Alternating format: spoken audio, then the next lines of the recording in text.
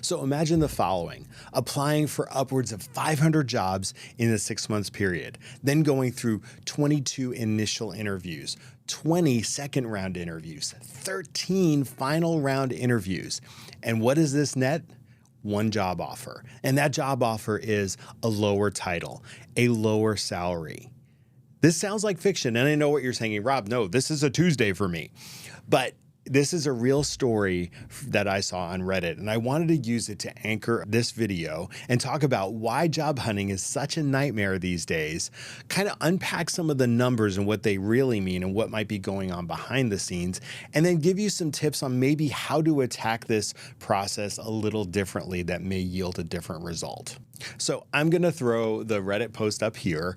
And first thing, I know what you're going to say in the comments. You're going to say, Rob, this is for a vice president, an executive level position. This doesn't relate to me. I say, oh, but it does. I say this is a good example of what the job market, of what looking for a job looks like right now. And it is, like I said, it's a nightmare. And the numbers may differ, but I think the math and the calculus of it all still remains the same. So that's why I think this is a really good example. So 471 applications, and we know how exhausting that can be, right? I'm not even gonna go into it because I'm exhausted thinking about it. But of that 471, 425 were actually what we would consider cold applications, right? They're applications submitted via, say, LinkedIn, Indeed, or via the company's website, right? There's no solicitation on the behalf of the employer out to the candidate. So it goes into this pit of despair, right, known as the applicant tracking system. But it also, in this equation, 50 applications or submissions were made on this candidate's behalf by an external recruiter. And he still received only one offer after going through everything, to 22 initial phone screens. From there, he had a better conversion rate, right? Of those 22 phone screens or first interviews, he made it to 20 second round interviews. And from there, still not a bad conversion rate. He made it to 13 final interviews. He noted that during this 6 months process of unemployment, he had to face a hard reality that targeting those positions that he was accustomed to, that he had recent experience in at the vice president or even senior vice president level, weren't yielding any results. So he had to kind of swallow his pride and say, okay, I have to attack this a little differently. And I'm going to now target, in addition to those roles, I'm going to target director level roles, maybe even senior manager roles. And again, that is a hard pill to swallow, right? You've got to swallow your pride and still say, okay, what's going to yield a different result? So I'm going to cast a wider net. And that's what this guy did. So it did yield something. It gave him a job offer that was a click down in title. So I believe he went from vice president to director. That isn't on its face a bad thing because companies have different titling conventions. So here's an example. At Starbucks, you might be a vice president, but if you go over to Amazon, the equivalent role is a director level role, right? So you have to really dig into what the accountabilities are, what the responsibilities are, the key deliverables, all that type of stuff to kind of start comparing apples to apples. So it's not always wrapped up in the job title. However, with this job title reduction for this person, he also saw a reduction in his compensation by a factor of 25%. That's, again, another tough pill to swallow, but a reality in today's job market that and we'll get to why in just a minute about why companies are offering lower salaries. And then the other thing he noted here was that many of these roles were casualty of the return to office exercises that we see in the news all the time that many people are resisting. But the fact of the matter is, a lot of these roles he was targeting aren't back in the office now. And companies may still say that this role is somewhat hybrid or remote, but they may prioritize candidates that are willing to come in the office 5 days a week. So it doesn't surprise me that, especially at the director plus level, he's experiencing most of them being in the office. And we all know that, like it or not, and agree with it or not, return to office is a thing now, right? Most companies are calling their people back in the office, some taking some very draconian measures to say, you do this or, there's the exit door, right? We've seen that in the news all the time. So it doesn't surprise me that they are going to prioritize a candidate that is willing to come into the office every day. And hey, if you are not willing to do that, I would pull yourself out of the running, because there's about 200 other people in line for the same job that are willing to do that. There's only a 2% success rate, going back to the math of getting from application to actually interview, factory direct to the employer without any type of solicitation. And these have the lowest success rate if we're looking kind of holistically, right? You're submitting everything, and it's kind of like a lottery ticket, and you should still do them. And I will say that you should still be applying for different jobs and doing all the things necessary to get yourself in the running for these jobs. You never know which one's going to take off, but you might want to really refocus your efforts on more targeted efforts. You've got the filler stuff from a cold application standpoint, but you've got to do some more targeted stuff that's going to yield a higher rate of return from a response from an employer standpoint. What's a more targeted effort you can do? What do I mean by that? I mean reaching out to recruiters, that either in-house recruiters that work for companies, and that could work depending on your level. If you're at a higher level, maybe leveraging, like the person in our post, an external recruiter, and leveraging them to say, hey, position me for these different jobs you're recruiting for. Employee referrals, believe it or not, I loved getting them when I was in a recruitment role, because that actually put them to the top of my pile. And don't hesitate to reach out to people in your network and say, hey, I see a job posted at your organization. Would you mind submitting an employee referral for me? Some people are saying no, and that is what it is, but I still think more people want to help, especially in this type of job market. So don't be afraid to ask for a referral. The other thing you can do is send DMs, right? Slide into some hiring manager's DMs appropriately. That's your way of maybe delivering your cover letter in a kind of an informal setting to pique their interest. Again, I say when you're doing that, anchor it in results. Hey, I see you have this job open. I've been doing similar work, and these are some of the things I'm really proud of, and here are the results I've achieved. And this is why I think I'd be a great fit, and I'd really welcome the opportunity to have a discussion further with you on this opening. Some hiring managers get so many of those, some recruiters get so many of those that they can't respond to everything, but I bet you they're reading it, and there's a higher rate of probability that one of those DMs is going to stand out to somebody, and they're going to engage on that. So it's better than just submitting your information into the vortex and fingers crossed that it's going to bring you a response from that employer from a cold application standpoint.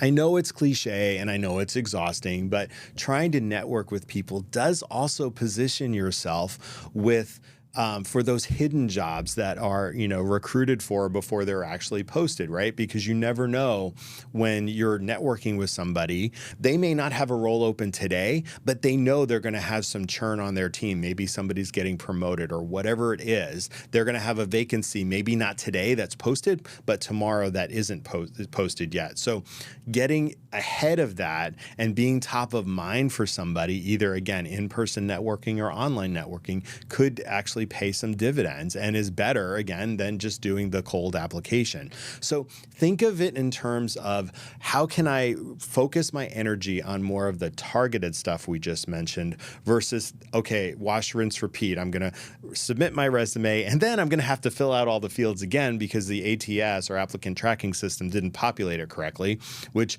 is maddening.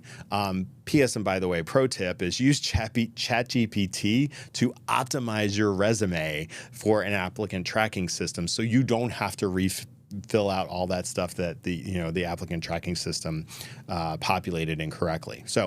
But that's for another video, which I've actually already recorded and it'll be releasing soon. So stay tuned for that.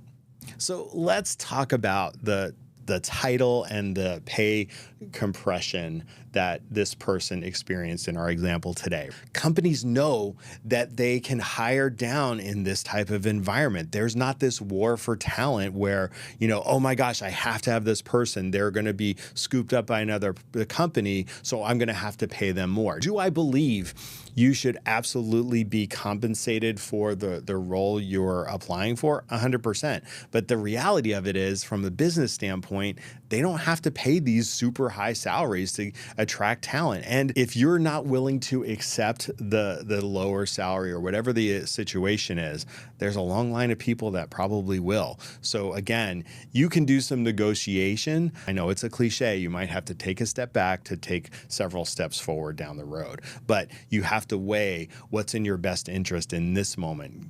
Continuing on this treadmill of interviews and applications and all of that madness, or actually securing a job so you can start moving forward today. Say this guy goes into this new role and he's a director. He can kill it probably in his sleep. He can really prove himself. And then maybe in 6 to 12 months time, he can then negotiate or be in line for a promotion because he hit the ground running. He can do all of this stuff in his sleep. Or this is just a pit stop, right? He is proving himself, getting some results, and then all the while still looking for another role at the level he wants. What you have to do is also qualify the employers early. And how do you do that? So when you finally get to that interview with the recruiter or the phone screen or whatever it is, a very valid question is, how many interviews are you planning? If they're saying, God and everybody has to be on this panel, that is going to take so long, it's going to be mind-boggling. And plus, it also says to me that there's not one key decision maker here. Everybody has to have an opinion.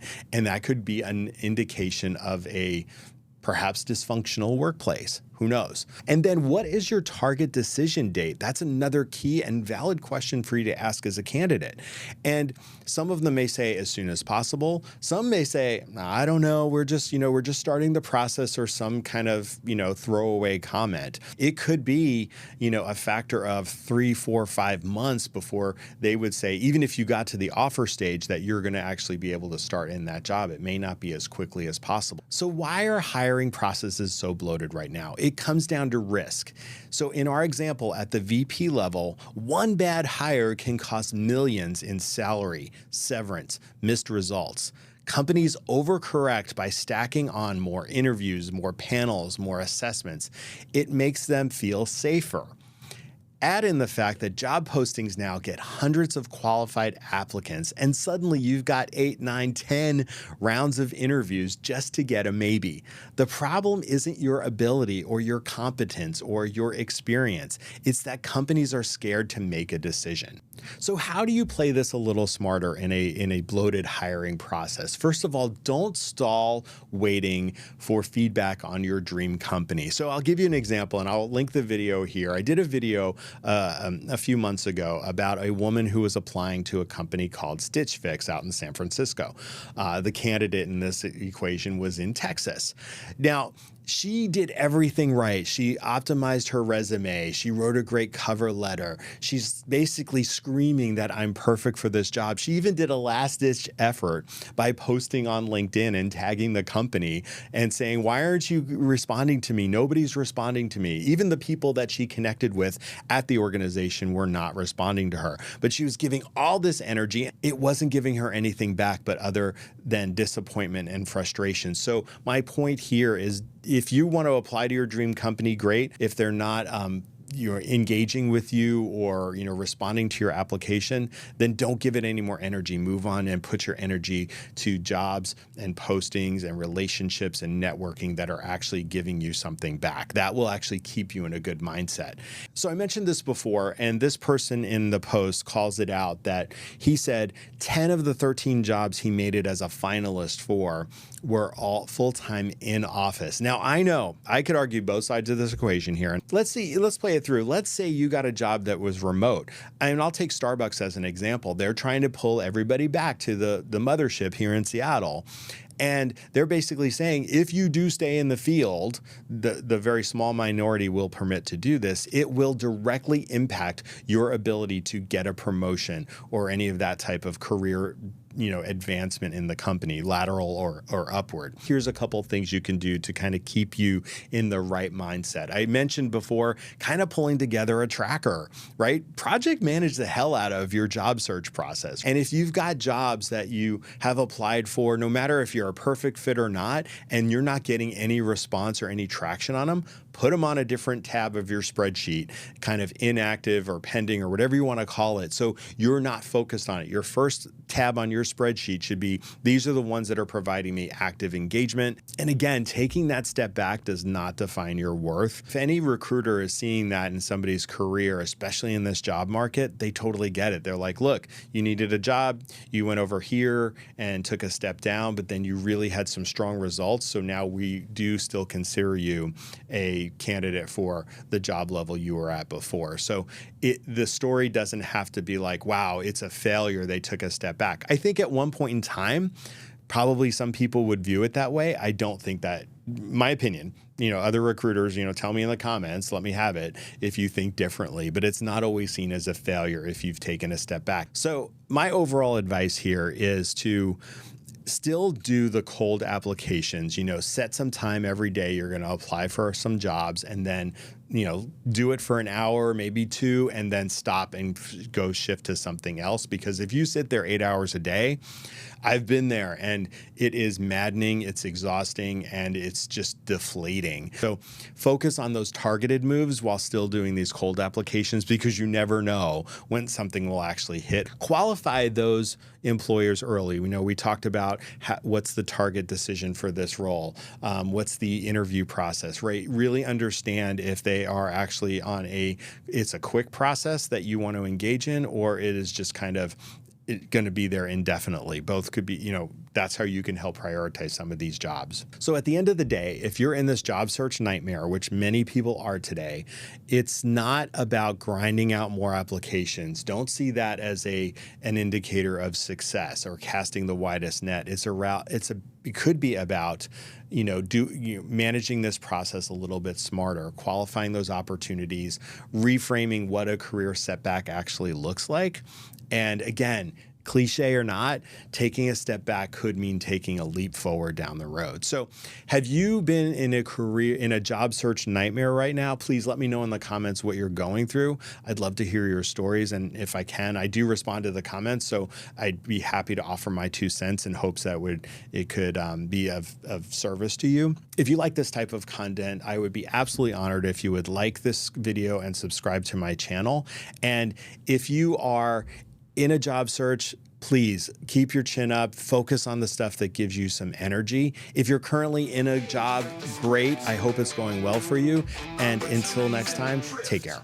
What happened? Now what? Now what? Plot twist moments, connect the dots. Dreams don't wait, so take your shot. What happened? Now what? Now what? This video was recorded and produced by Just Talk Studios, the premier video podcasting studio in Bellevue, Washington. Visit justtalkstudios.com to learn more and book your session today.